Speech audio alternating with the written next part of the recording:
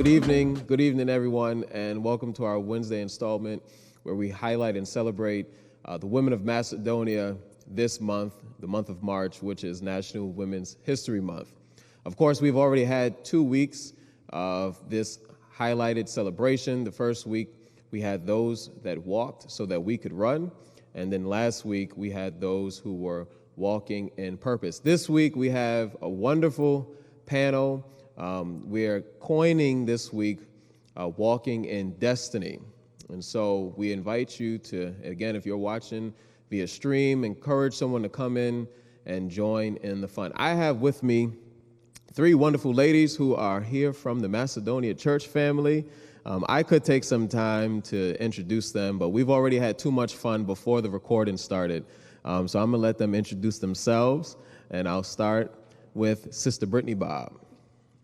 Good evening. My name is Brittany Bobb. Currently, I serve as the Director of Christian Education here at Macedonia. In my profession, I am a 6th grade math, science, ELA, and social studies educator. I do all of the things at KIPP Albany Community Charter School. And I do want to add a fun fact about my life. I'm very competitive, and I will not let a child win just because they're a child. Yes. This is true. I've seen it in person. Okay, that was great. Hello, my name is Xiomara Francis. I've been a member of Macedonia since I was born. I also am a 2019 graduate from Howard University. And currently I serve as the academic advisor with the UAlbany Science and Technology Entry Program, also known as STEP. And a fun fact is that I do a little modeling on the side. So yeah, thanks. You said UAlbany? That's a good school right there. That's a good school. I know you're wearing Marist, but you need to get you some UAlbany.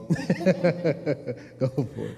Hello, my name is Alicia Bowman. I've been a member of Macedonia since I was a child as well. I just moved back from Buffalo, New York, so I went to Buffalo State College, and I am an educator, 1st grade, at KIPP Albany Community Charter School. Awesome. Well, again, thank you, ladies, and welcome. You know, all of you in the field of education, higher education, elementary education, primary, secondary, and so you see a lot from a day in, day out basis. You see what kids walk in through the door with. How have you been able to help students and families navigate life? Sure, I'll go. The first step in helping families navigate, in my opinion, is giving them a listening ear. A lot of what they speak, they feel like it's going over whomever they're speaking, either over their head or in one ear and out the other. So giving them the space to just kind of pour out either what they're dealing with or whatever help that they need gives me the opportunity to take the information, filter it, and then find someone that can actually assist them if I'm not the person that can. But that starts with, building that relationship with them. I would say that, I've worked with high school students mainly, and I'm not that much older than high school students are. So I think that I've been more of a role model for their students, just being someone that looks like them and who has accomplished things in their life is something that they can look forward to their kids also accomplishing, or, like my child can do that too. And we come from a small town, so, it's not something that they see often. And I think just being a resource and pouring into the students and encouraging them is something that families really look to, at least for myself. I will agree. I feel like the first thing you need to do for the parents to understand that we're here for the kids, and also building that relationship. Yes, they come to school, we teach them what they need to learn, but we also want to work with the parents. So whatever we're teaching or whatever quirks that they know about their child, please tell us so that we're all on the same page to make sure the child is brought up successfully. interesting co-parent model. Like, they come into the building and they're with us for 9 hours. So when you add that up, they're with us more than they're with their birth parents. So we're co-parenting. But what is frustrating some days is when that miscommunication between us as their school parents and their actual parent or guardian kind of breaks down. So building that connection and understanding that mindset helps push things forward. Awesome. And the reason I ask is because you all have direct impact on students, right? Direct impact on families. And as Brittany said, there are a lot of students who are with you more through the day than they're with their own parents, right? And so there's a level of mentorship that goes with that. Mm-hmm. All of you are in education, and my wondering is, what was the spark that you received coming up that made you want to work in higher ed, work with high school students, work with elementary? Well, I had my spark, my family. They worked in education. My father was a professor at UAlbany, and the relationship that he had with the students it was remarkable. His students, yes, he would teach them and everything, but he will also build that relationship and bring them to our house, have cookouts, so they understand we're a family. You're a part of this family. So that what really sparked me as becoming a teacher and giving that relationship for the students that might not have the best home relationship, build that relationship and show them, like, I can be your person for right now. I'm here for you. So that was my inspiration. Actually, the same.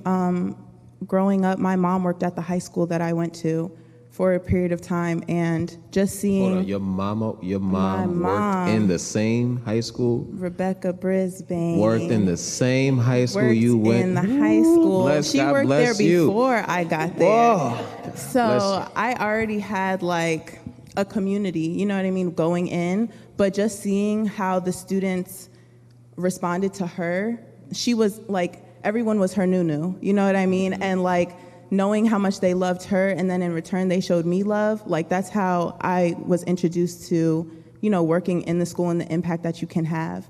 And from there, that's what motivated me to want to also do the same. Awesome. Mine is nothing like theirs, and I love it. Most of you know me, have been working with youth since I was about 18, 19. That has always been like an undertone of what I do. I'm like, yes, I'm called to young people and that. But interesting enough, my senior year in Marist College, yes. I didn't hear it. I didn't hear that. I took a psychology class, and we had to do an end of the year project. And I said to my professor at the time, had I had her my first year at Marist, I would have switched to education that day, because she was so influential. And then when I needed a career change, your lovely mother, Miss Rebecca Brisbane, was that catalyst that said, hey, did you ever think about working in a school? And I was like, no, that's not a thing. Until I got there, and that sense of family and that sense of community at ACCS, it was just the connection that I had been missing for 8 years working in a field that I really wasn't called to. So once I got there, I knew I was always supposed to be there, and everything in my life that I had done up until that point started to make sense. Nice. And I think community is critical, right? As you look at the village and people impart knowledge and wisdom and understanding in you, and it gives you the spark that you need. And of course, we're here at Macedonia Baptist Church. This is a community. This is a village. How has this village called Macedonia impacted your life? I'll just say this. I have so many mothers and so many aunties. And I know if my mom was singing and I'm with back in the day when we would just hang out, that does not mean that your mom is not watching, because you have other mothers watching you. Better act right, So having the relationship in this community was unreal to the point I still talk about these memories and these stories with my college friends. They're like, whose mom is this? Who's your? I was like, no. I have multiple mothers. Not just one. When we were at 172, and we would sit middle section, fourth row, the whole row. And like she said, all of our mothers were in the choir at one point. At any given minute, they could lean forward. It's like, okay, I'm going to sit back. But that sense of everybody looked out for us. It didn't matter if we were walking to the corner store, if we were at the mall, we knew that whoever saw us was looking out for us and not out to get us.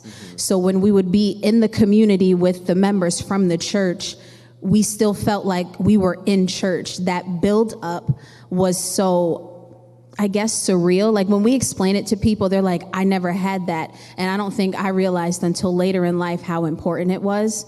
And a couple years back during Women's History Month, I wrote a piece, I Am Because of Those Who Came Before Me. And I just started to list all of the women who poured into me in this church. I still, to this day, remember conversations at Miss Thelma's house when we would all go. And I tell the ones behind me now, no, get up under her, because she's going to pour into you things that you're not going to get at school. Right. Critical. And, well, a wondering that I'm having, you grew up in Macedonia, gone off to college or, what have you, but you've come back and you're local and you're working and, you're not little kids, right? You're grown women, you're doing your thing out in the world. How has that shifted as it relates to continuing to come to Macedonia, and how have you navigated folks who still see you in the light of little Brittany? How has that been? Because I think it's important that people understand that you're grown adults, right? And you're making huge strides professionally. And so how do you navigate that? Ooh, it's quiet in here. It's quiet. I mean, I feel like from my perspective, because I was out for years, and when I would come back once in a while, they're like, oh, where have you been? I've been in Buffalo. So I think they have saw bits of me growing up, and they realize, okay, she's not little Lisi anymore, playing basketball, acting a fool in the corner and everything, giggling and everything. No, she's grown. She's teaching these kids, So I think moving away, but still coming back and having them see, I'm here, I'm grown, but I still need your help for a couple things. Then to see that, they just want that little love of, all right, she's growing up, but she's here for us. I agree. I had a similar experience how I went away to school. So I was able to, like you said, come back as I please, and they saw bits and pieces of me like maturing and growing up. But I also have a younger sister, so whatever happens with her, it's like not on me anymore, because they kind of put the pressure on her. And if they need her, if they need one of us to represent, they typically pick her. So that's how that has transitioned in my realm. It was an interesting path for me, because I went away for 4 years, immediately came back and stayed, haven't been. So there were times where I had to assert my adulthood in a way that the adults that saw me as little Brittany were taken aback, but I didn't back down, because I needed everybody to understand that I appreciated everything that you poured into me. Now I need you to watch me do what you poured into me. And it took a couple of years of me, for lack of better terms, bucking up against them, for them to back off and respect me as a grown woman. And I don't throw my weight around as a grown woman, but for a little bit I had to, because I needed them to up their level of respect and come to me on a level that they poured into me to get to. It's like, you wanted me to get here, now I'm here, let me be here. But it was tough some Sundays. And then some Mondays and Tuesdays and Wednesdays and Thursdays, right? And so you've gone, you all have gone to school, got your degrees, you've come back, you've immersed yourself in the community, you're teaching and you're helping high school students. And so now you're in the professional world, right? You're not, college kids, you're not high schoolers, you are out there earning money, paying bills, paying more bills than you earn money, right? But as a woman in the professional world, what barriers have you encountered that you've had difficulty overcoming? And then what barriers have you encountered that wisdom has allowed you to just jump over?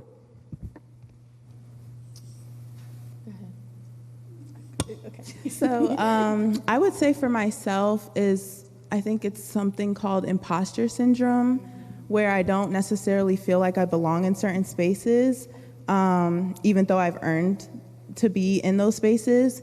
And that's one thing that I've had to overcome as I continue to grow in my career, but then also change careers, is just being confident and knowing that I'm here for a reason. And I wouldn't be here if I didn't know my stuff. And I wouldn't be here if I didn't have the knowledge, the background, you know what I mean? So I think that's something that I have to overcome. And I'm still working on it, even to this day, like changing positions, because I'm growing in the current position that I'm in now, and just being confident in what I'm doing.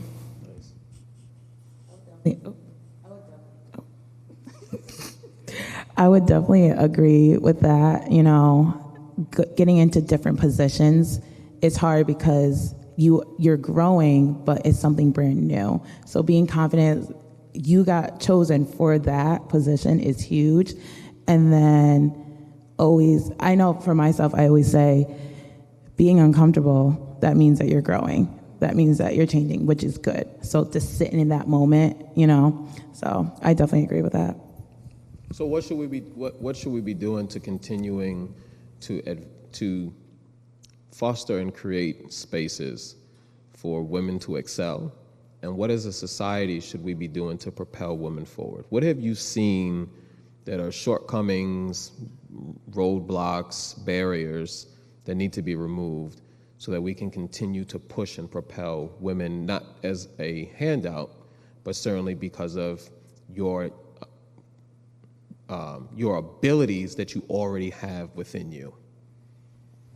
I think it starts with a conversation with a woman who has broken through a barrier, not necessarily the one that we want to break through, but just in a general sense. Because if we look at how much a man would make versus how much a woman would make, that's an interesting conversation. But I can say privilege, because even if being under bad leadership, you're still learning. I've had the privilege of being led by women in my most recent 5 years of working.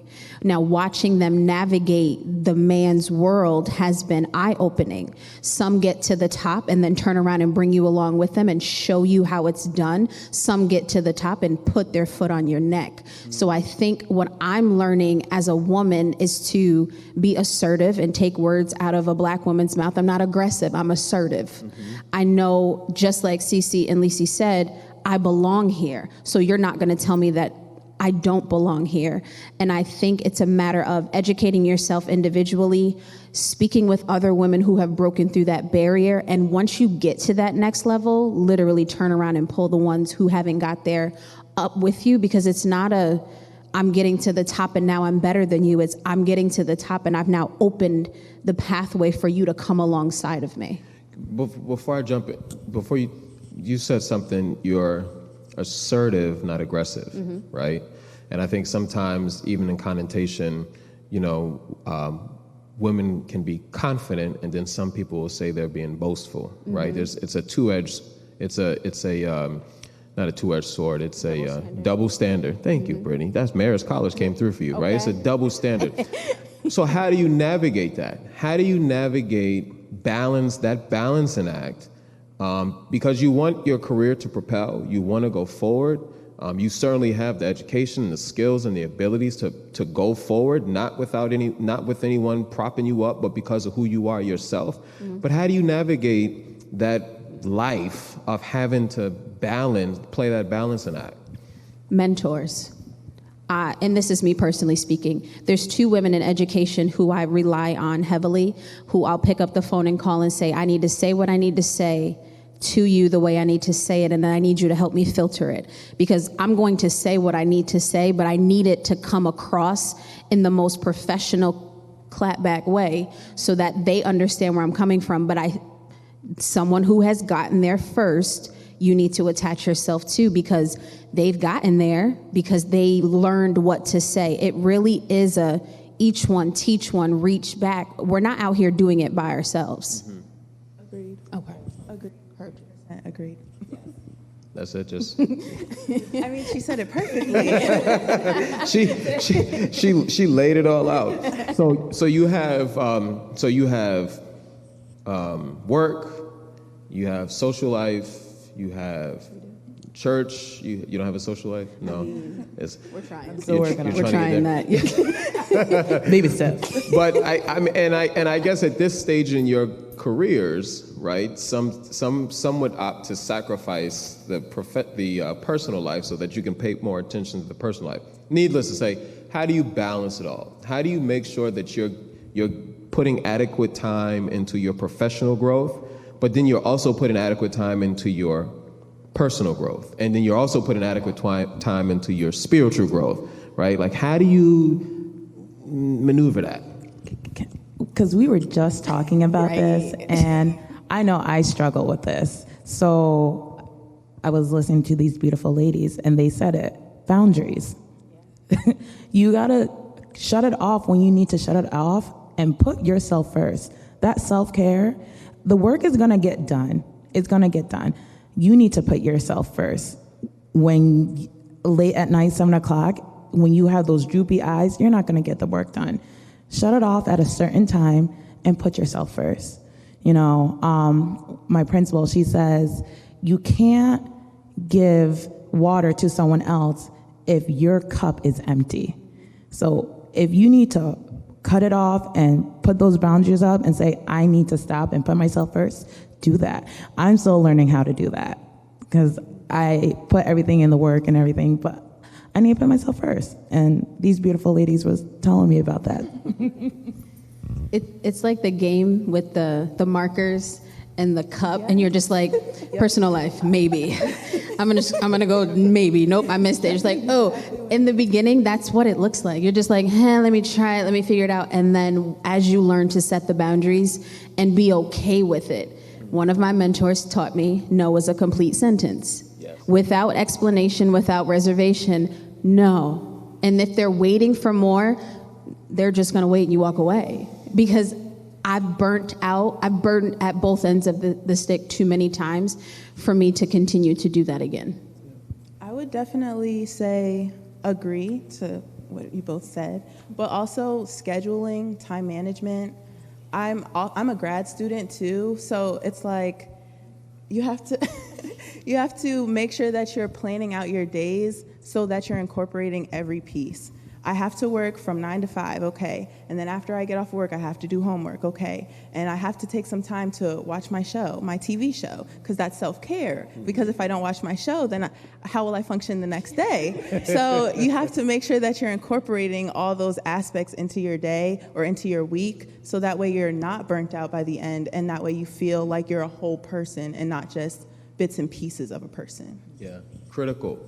And 2 seconds, you said boundaries. Did you say boundaries? Yeah.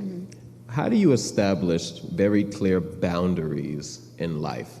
Boundaries for professional boundaries, because, we are young, right? Yes, we are. You see how I did that? We are young. But specifically as women in the workforce and women in life and women navigating personal relationships, how do you establish clear-cut boundaries that's to your benefit?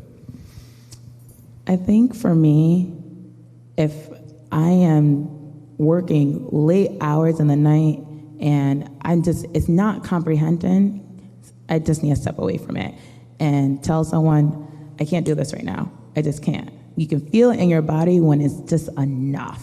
Mm-hmm. When you feel that, and someone told me, listen to your body. Mm-hmm. Your body's not there just to listen to your body, because it's telling you what you need. So if you need to sleep, turn that laptop off and go to bed. If you need to eat, eat. If you don't want to do this right now because your mind is not there, don't do it. Mm-hmm. I'm still learning how to do that. I can say it, still learning how to do it. I make lists of literally, I map out. these are the things that I need to get done. What's hindering me from doing it? Therefore, this is the boundary that I need to set. And then I hold myself accountable, and I find an accountability partner to hold me accountable to what I'm trying to hold myself accountable to, until it just becomes second nature. I did this last summer, just kind of mapping out what boundaries I needed to set, not just at work, but at home with my family as well. And if that meant I cannot answer the phone right now, unless you're on fire or bleeding profusely, I'm just unable to do that right now. But when I can, I will do it. And I just wanted to add, what I learned a couple years ago is being okay with how much you can give. If I only have 60% to give that day, then I'm going to give 60% and not feel guilty for the 40 until I rest to become my 100% self again. Awesome. I want to kind of shift, and I want to ask you a COVID question, one COVID question. I try to avoid COVID, but I'm asked one COVID question, and then I want to ask you a question about church and life and how things have changed and transformed. But before that, do you remember an experience in your personal life, professional life, where you made a decision that you wish you would have done things differently, right? Hindsight is 2020, right? So is there something that you've navigated where someone gave you some wisdom, where you didn't take the wisdom and then ended up in a world of trouble, but you wish you would have done something differently? And then how did you recover from that? And the reason I ask is because my hope is that there are young girls, young ladies who are watching you right now, and they're going to listen to the words and the wisdom that you have. And so how did you navigate making a bad choice or something you knew you should have went left and you went right, and then how did you recover from that? Is this professionally or just like life in general? Either or. I will say life in general. I would, like I said, do a lot. I would work, and I will miss out on all the fun opportunities to hang out with my friends, those moments of traveling. So when COVID came and everything was shut down, someone literally said, you need to live your life. That summer, this past summer, I literally just lived out of a suitcase and I lived my life. I traveled, I went to weddings, and it was the best summer I've had. And I'm 29 years old. People were already living that type of life or experienced that years beforehand, you know? So when I had that, when someone gave me that advice, I took it. Without getting too crazy heavy, too deep. Yeah, don't get everybody in your business. All right.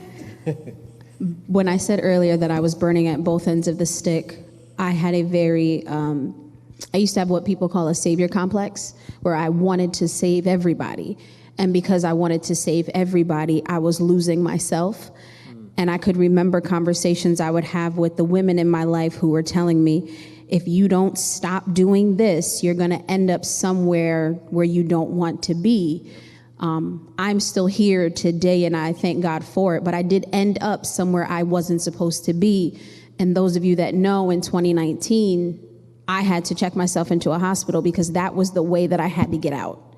That was the life-changing moment of years of burning at both ends of the stick. And it was that decision. And as I sat in the hospital, I'm like, I'm hurting that I'm here, because I should not have gotten here. I should have listened to all the women before me say, you need to stop doing this. I need you to shift. I need you to pay attention. However, I got help, and I'm healthy, and I'm whole. It took too long to get there, but I'm still grateful that I got there. I'll say one thing for myself, life, and I guess work-wise. I'm a planner. I like to plan ahead. I'm looking into the future. What's next? What is my next goal? Where am I going? How am I going to get there? And that is something that I've struggled with, because when it doesn't happen the way I pictured it happening, I freak out. It's bad. Like, why didn't it work out? What did I do wrong? Now I'm judging myself, and where could I have gone, done something better?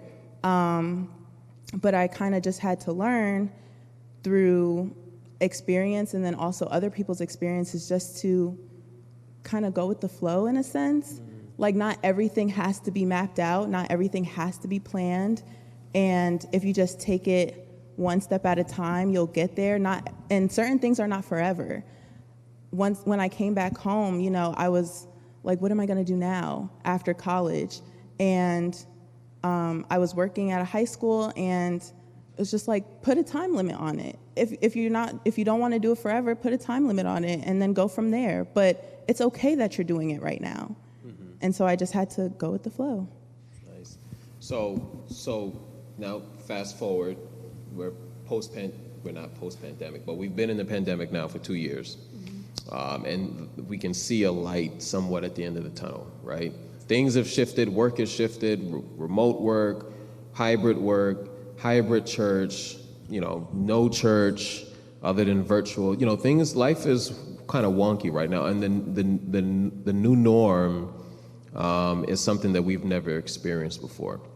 I want to kind of peek into your minds as it relates to the church.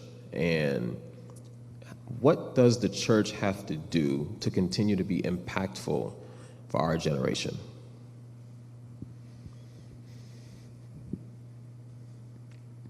The word that comes to mind is relevant. Understanding that tough conversations now need to happen within the body of Christ, not just outside of the four walls, because everything that everyone is dealing with, not that they didn't deal with it prior to the pandemic, but it is magnified to a level where the body of Christ needs answers, needs healing, support, deliverance. And we, as the body of Christ, have to provide that, because if we don't, then they will be self-medicated in the world and given everything in addition to a watered-down gospel. So you want people to get the fullness of healing. The only way that they're going to get it is in the church. But we have to come to a place where we're willing to be transparent, to say, you're dealing with this, I dealt with it too, this is how I got out. If we don't position ourselves that way, then no one's coming back.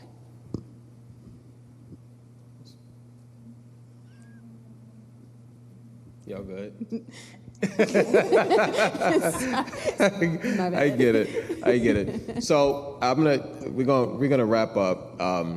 I want you to give us one success or achievement that you've had in your life. You know, whatever it is, professionally, personally, spiritually, whatever it is. What's one major achievement you've had in your life, and how has it shaped you today?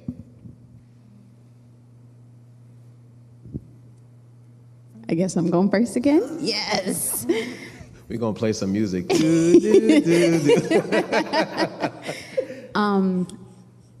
I didn't know I wanted to achieve this until I did. In October, I actually went and was a part of my first 12-hour prayer shut-in. 12 hours of constant prayer. I did not go to sleep. 4 of us stayed awake. Yes, it was great. But I didn't realize how much I desired it and needed it until I pulled into the parking lot of the church that I was with that was doing it. And I had this wave of fight or flight, tears streaming down my face. Like, I don't know if I can do this. Still got out of the car, went in, and for 12 hours, we spent in the presence of God. And that has catapulted me in such a desire to get closer to God in prayer.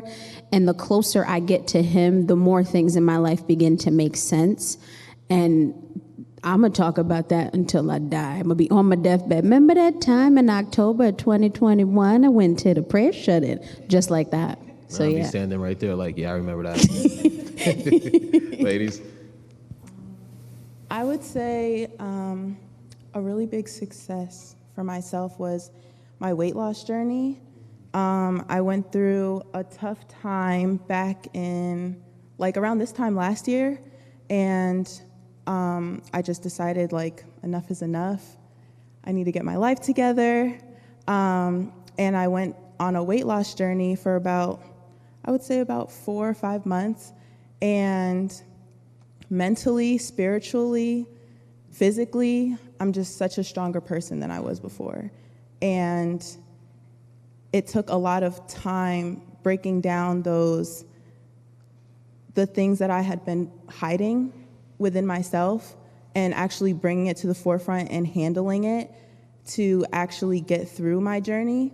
And I think, like you said, I'm gonna talk about it forever, okay? Because I did that, okay? So, yes, that would be mine. Mine it actually happened last year at my school. I did a toy drive for my kids, for the whole school, and it was something I always talk about I wanted to do, but I had to think about, okay, where am I going to get the money from? Where am I going to get the toys from? Who's going to participate during a panorama, the pandemic? But can this work? Will it happen? And is it something that I can do?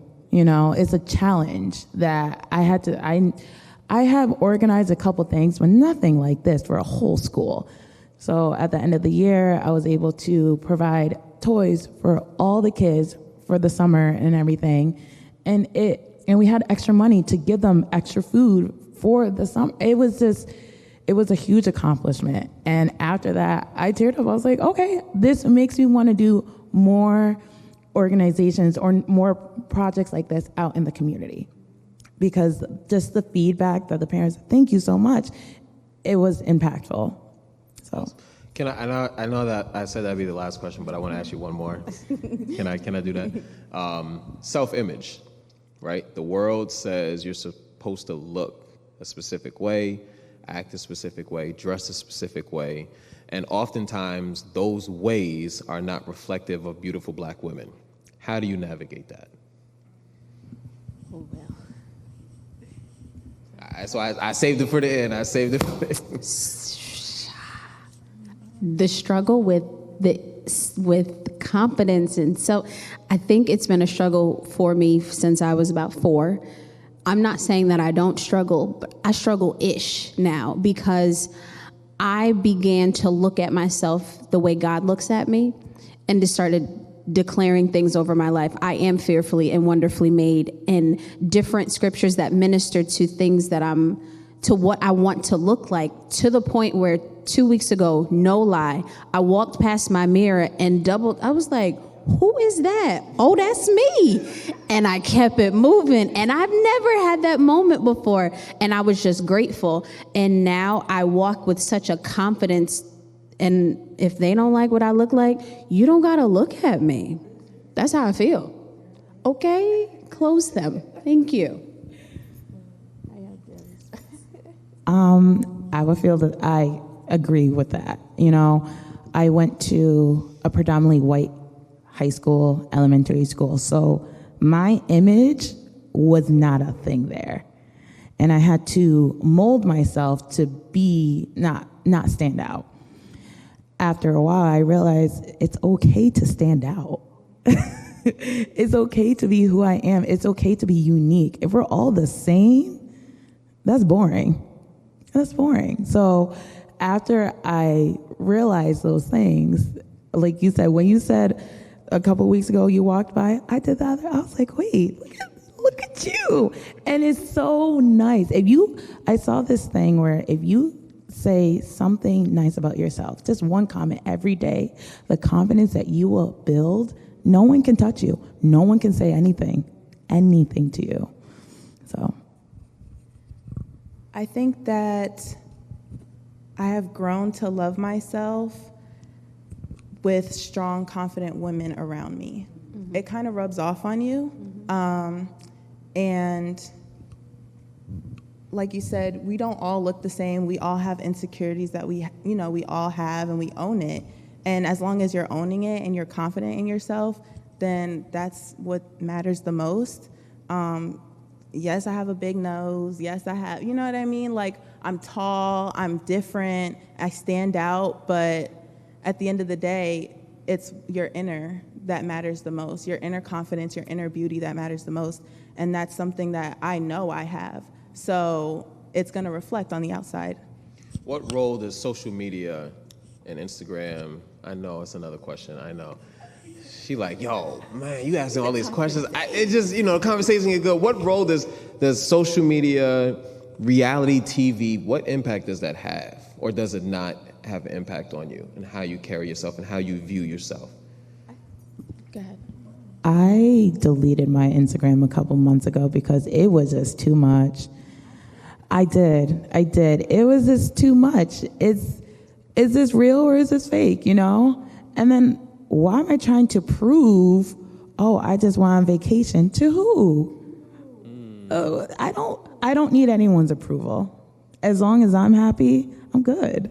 So I deleted it. There is sometimes I just look to see what's going on, but then I had to delete it. Smart. I just want, and then I delete it because it's too much. It's too much. It's toxic. So I fell into the trap. Oh my gosh, I want to look like that. And then I started deleting all of those accounts and replacing them with real women that I know, that I connect with, that I have more of a relationship with off of social media. So then when I look at them on social media, I'm like, oh no, that's real because I know the backstory. But there was it's a bad cycle that you get into, that you just scrolling. It's like, oh, I want to have a flat stomach, or it's just superficial. But I started surrounding myself with real women who I call my tribe. And that shifted how I even look at things. So when I see stuff that's fake, I'm just like, and we're moving.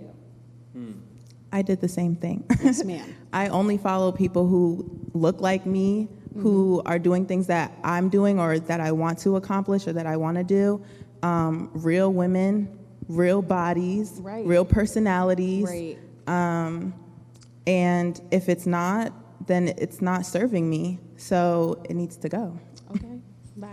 Well, I ain't got no more questions for you tonight. No, but on a serious note, thank you. Thank you for taking your time to come out. Thank you for all that you're doing out in the world and in the community.